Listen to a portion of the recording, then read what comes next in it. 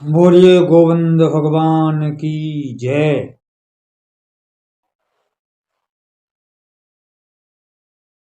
तुम्हारे अपने हाथ में कुछ नहीं, ना ही तो जन्म, ना मरण। आए भी हो किसी और कारण से, जाओगे भी किसी और कारण।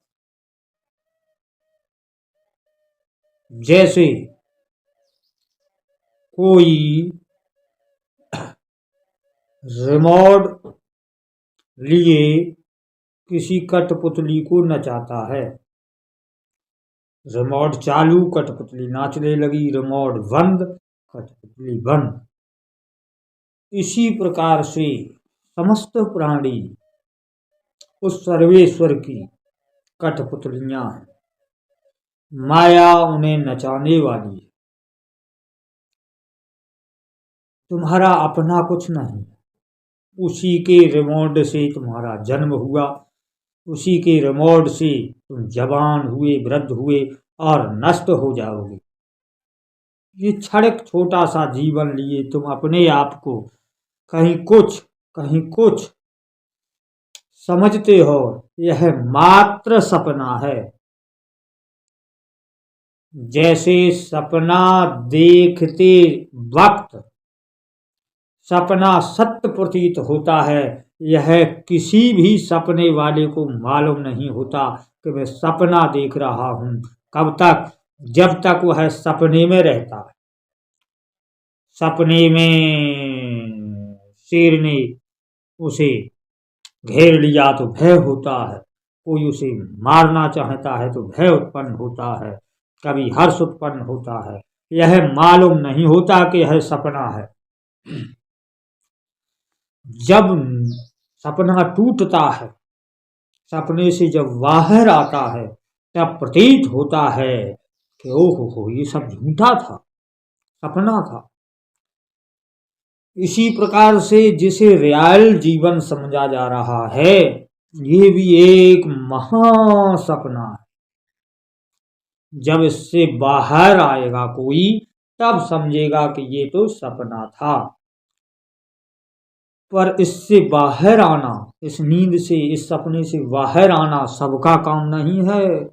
विड़रे विड़रे ही कोई प्रयत्न करने वाले करोड़ों में से कोई एक इसके बाहर आता, तब वह जानता है कि जगत सब सपना।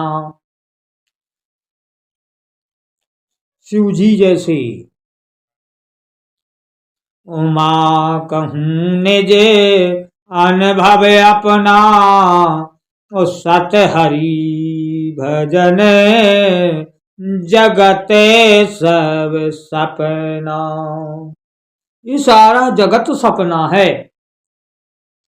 तब सपना बताया, जब इससे बाहर आया जाए। पर इससे बाहर निकलना बड़ा विचित्र है।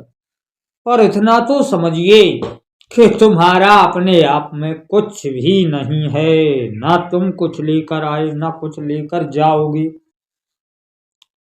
और ना तुम्हारे हाथ में है कि जिन वस्तुओं को तुम एकत्रित कर रहे हो उन्हें भोग भी पाओगे या नहीं।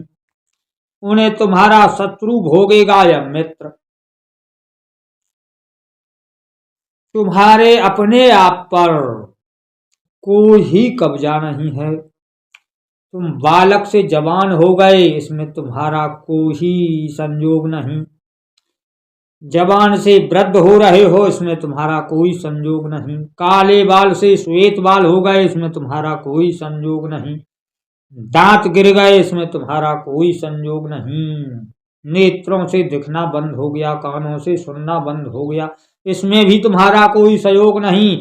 और तुम्हें सुनाई दे रहा है, दिखाई पड़ रहा है, इसमें भी तुम्हारा कोई संयोग नहीं। ये तुमसे बिल्कुल अलग, अपने आप ऑटोमेटिक उस सर्वेश्वर नारायण की कृपा से हो रहा है, इशारे मात्र से हो रहा है।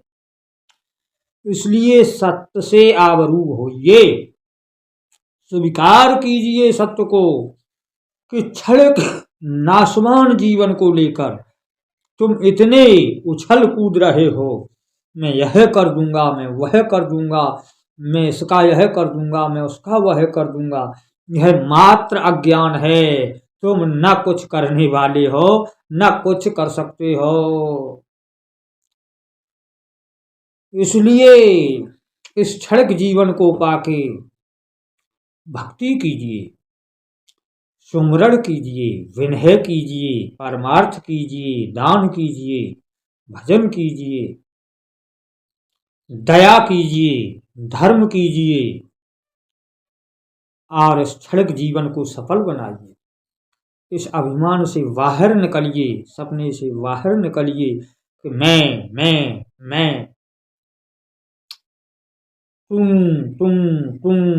की धुन में आइए। तुम ही सर्वेश्वर है, तुम ही सब कुछ है। उस ईश्वर की शरण जाकर देखिए, जिस ईश्वर के सारे मात्र से यह समस्त विश्व कठपुतली की भांति नाच रहा है। सब है नचावत और राम गुसाई, बना कीट मर कट की नाही।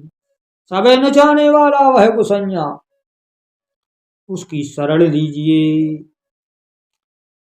इस अहंकार से बाहर आइए और सोच विचार रहित हो जाइए।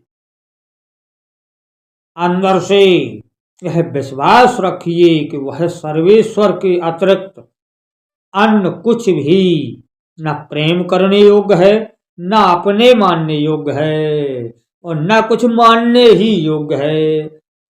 केवल वही हरि, केवल वही प्रभु मानने योग्य हैं, जानने योग्य हैं और प्रेम करने योग्य हैं, भजने योग्य हैं। ऐसा विश्वास करिए और ऐसा ही कर्म करिए। फिर देखिए जीवन में कैसी ताजगी आती है। ये भ्रम, ये अभिमान हृदय से जाता रहेगा, हृदय साफ हो जाएगा और जब हृदय साफ होता तो मन साफ हो जाएगा और जब मन साफ होता है तो गोविंद झलकने लगते हैं। तेरा मन दर पड़े कहलावे। जब मन दर्पण होता है तो उसी में उस सर्वेश्वर का नूर झलकने लगता है, दिखाई देने लगता है। इसलिए हृदय को साफ करिए, संसार रूपी अभिमान को तोड़िए, इस माया रूपी अभिमान को तोड़िए। माया बस जीव अभिमानी, ईस बस माया गुण खानी। इस माया के वशीभूत होकर जीव अभिमानी है। इस अभिमान को तोड़िए और जिसके बस में वह माया गुणों की खानी जिसके बस में है उसका भजन कीजिए। वही हरि की त्रिगुणमयी माया समस्त विश्व को कठपुतले की भांति नचा रही है। इससे बाहर आइए और उन सर्वेश्वर की शरण जाइए जिनके इशारे पर माया नाचती है। बोलिए गोविंद भगवान की जय। जय जय श्री राधा कृष्ण नमः।